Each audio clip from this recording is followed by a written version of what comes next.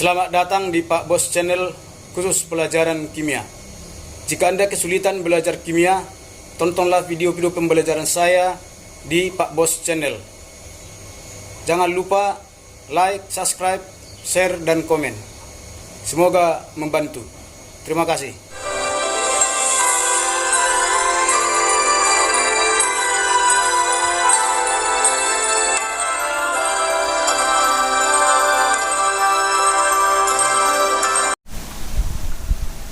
Selamat bertemu kembali dalam pembelajaran kimia bersama saya, Pak Bos. Kali ini yang mau kita bahas adalah tentang penulisan notasi sel dari sel volta dan cara menghitung harga sel. Baiklah, kita lanjutkan. Pada video pembelajaran saya yang sebelumnya, saya telah menerangkan rangkaian sel volta, apa-apa saja yang terjadi di dalam larutan elektrolit, kiri dan kanan, dan elektroda-elektrodanya, dan juga pada jembatan garam. Maka yang belum menonton pembelajaran saya tentang sel volta, silakan ditonton di Pak Bos Channel. Baiklah, kita lanjutkan materi kita untuk hari ini. Bagaimana cara menulis notasi sel? Sudah ada konsepnya dan sudah kesepakatan secara internasional cara menulis notasi sel. Kita tuliskanlah di sebelah kiri anoda dan di sebelah kanan katoda. Dan yang terjadi di anoda yaitu oksidasi, maka nanti kita tentukanlah siapa logam yang mengalami oksidasi. Kemudian sebelah kanan adalah peristiwa reduksi, maka nanti harus kita tentukan dulu logam yang mengalami reduksi. Maka secara umum ya ditulislah nanti seperti berikut ini, di mana penulisan dari notasi sel ada garis satu di sini ada garis dua, baru garis satu, di mana garis satu yang di kiri pemisah antara logam dengan larutan, dan di kanan juga tetapi terbalik ya, pemisah dari larutan dengan logam. Sedangkan garis yang dua ini adalah lambang dari jembatan garam.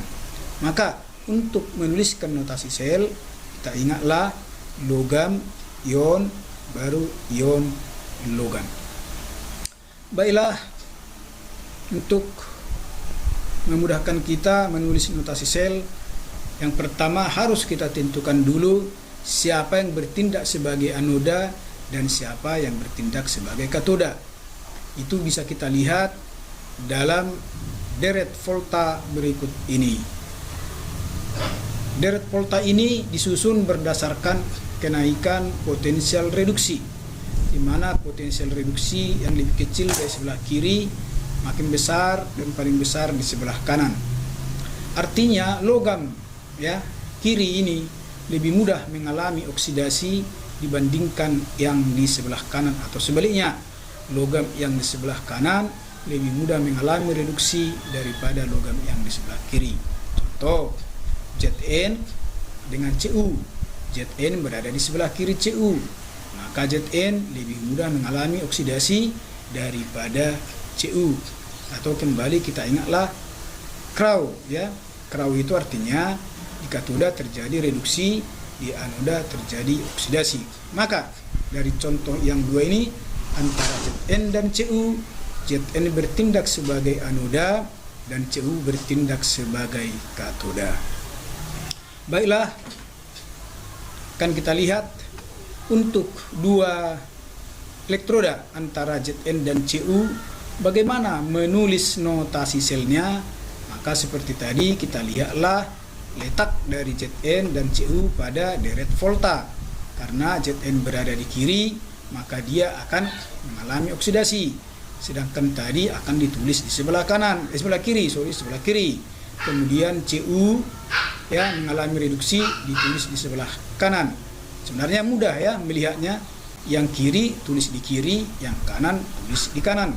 Kalau kita hafal nanti deret voltanya ya. Maka yang di kiri oksidasi, di kanan reduksi. Siapa yang mengalami oksidasi, siapa yang mengalami reduksi, harus kita tahu dulu. Ya, penulisannya tadi sudah kita buat di dalam secara umum tadi gambaran yang pertama itu, di sini adalah elektrodanya, logamnya, kemudian masuk larutannya atau elektrolitnya. Kemudian di sebelah kanan elektrolitnya dulu, baru logamnya. Ya, berarti kalau dia Zn yang di kiri, Zn akan berubah menjadi Zn2 positif. Sedangkan karena Cu di sebelah kanan, Cu2 positif berubah menjadi Cu. Inilah cara menulis notasi sel jika elektrodanya Zn dan Cu. Sekali lagi, Zn-nya di kiri karena letak pada deret sel volta dia di sebelah kiri, sedangkan Cu berada di sebelah kanan, maka kita tulis dia di sebelah kanan. Oke, mungkin sebagai pembanding, ini berikutnya Zn dengan Mg. Kita lihat Zn dengan Mg. Kalau tadi Zn dengan Cu, Zn itu di sebelah kiri dari Cu. Tetapi sekarang Zn itu sudah di sebelah kanan dari Mg. Berarti Zn sekarang tidak lagi mengalami oksidasi, tetapi mengalami reduksi jika dia berkompetisi dengan Mg sebagai elektroda. Maka yang kita tulis nanti di kiri adalah Mg-nya, sedangkan yang kita tulis di kanan adalah Zn-nya. Maka beginilah notasi sel jika elektrodanya Zn dengan Mg. Mg berubah jadi Mg2 positif, sedangkan Zn2 positif berubah jadi Zn. Bagaimana jika elektrodanya Sn dan Cu? Sn dan Cu. Letak Sn ini dengan Cu, berarti Cu di kanan, Sn di kiri. Berarti Sn lah yang mengalami oksidasi dan Cu mengalami reduksi. Maka notasi selnya Sn berubah jadi Sn2 positif, sedangkan Cu2 positif menjadi Cu. Begitulah cara mudah menentukan notasi sel jika kita melihat tabel deret sel volta. Selain menulis notasi sel, kita juga nanti menghitung potensial sel atau lambangkan enol sel. Ya, dimana rumusnya adalah enol sel sama dengan enol katoda dikurang enol anoda. Ya, atau ya, katoda terjadi reduksi, di anoda terjadi oksidasi, maka selnya adalah enol dari yang mengalami reduksi dikurangi dengan enol yang mengalami oksidasi. Oke, baiklah. Untuk soal berikut, ya, soal berikut. Nah, kalau kita nanti dalam menghitung SL, tentunya ada harga potensial reduksi. Maka selain melihat dari deret sel volta, untuk menentukan anoda dan katoda itu juga dapat dilihat dari harga potensial reduksi logam-logam. Contohnya misalnya seperti ini. Sn memiliki harga potensial reduksi minus 0,14 volt. Cu memiliki potensial reduksi positif 0,34. Tadi sudah saya ceritakan waktu menampilkan deret volta bahwa itu disusun berdasarkan harga potensial reduksi dari kecil ke besar. Berarti kalau dua unsur seperti ini, Sn dengan Cu, berarti Sn lah di kiri, Cu lah di kanan. Maka Sn lah yang mengalami oksidasi dan Cu lah mengalami reduksi. Nah, berarti mudahlah kita menentukan katoda. Karena katoda itu, ya, di katoda itu terjadi reduksi, di anoda itu terjadi oksidasi, maka dari selisih dari harga E0 ini bisalah kita tentukan dengan mudah siapa yang menjadi katoda, siapa yang menjadi anoda. Kemudian di samping itu menuliskan reaksinya, ya, reaksi reduksi oksidasi dan reaksi selnya. Nah, kemudian sama dengan yang soal sebelumnya tadi, menentukan notasi sel, ya, dan yang terakhir adalah menentukan potensial sel. Nah, bagaimana untuk mengerjakan soal ini? Kita lihatlah satu persatu. Yang pertama, untuk menentukan katoda dan anodanya. Tadi sudah saya katakan katoda, ya, di katoda itu terjadi reduksi, ya. Reduksi itu dialami oleh yang enolnya lebih besar. yang E0-nya lebih besar adalah Cu. Berarti katodanya adalah logam Cu. Kemudian anodanya mengalami oksidasi. Siapa yang mengalami oksidasi? Yang E0-nya lebih kecil. Siapa yang lebih kecil? Timah atau Sn. Berarti anodanya timah. Oke, mudah ya. Kemudian untuk menentukan reaksinya. Nah, mudahlah ya. Karena ini reaksi yang dua ini adalah sama-sama reaksi reduksi penangkapan elektron. Karena harganya adalah harga potensial reduksi. Tentunya ini adalah reaksi reduksi. Tetapi karena mereka nanti ya bertindak sebagai katoda satu dan satu lagi bertindak sebagai anoda, maka di salah satu logam ini akan terjadi reduksi dan terjadi oksidasi. Tadi sudah kita katakan di yang besar harga E0-nya terjadi reduksi. Berarti Cu tetaplah reaksinya ya, tidak berubah. Cu2 positif menangkap 2 elektron menghasilkan Cu.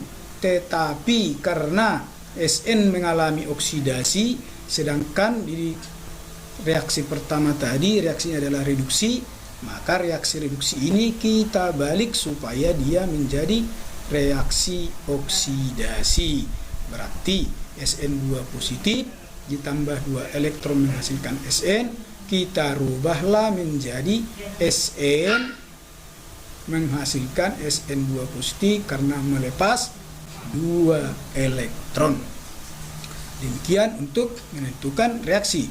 Kemudian menentukan reaksi selnya.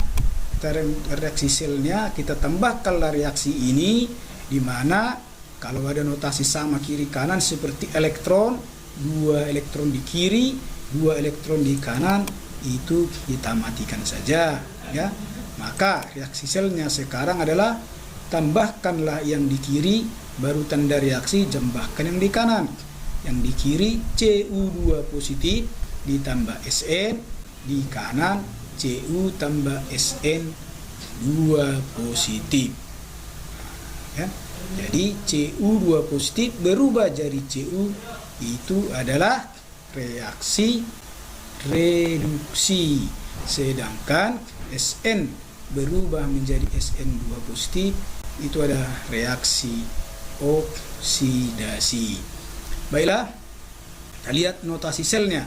Notasi sel itu ditulis adalah yang di kiri yang mengalami oksidasi ya, yang mengalami oksidasi tadi adalah Sn karena lebih kecil E0-nya. Kemudian yang mengalami reduksi itu adalah Cu karena lebih besar E0-nya. Maka kita tuliskanlah di kiri logam Sn, baru ion Sn atau larutannya.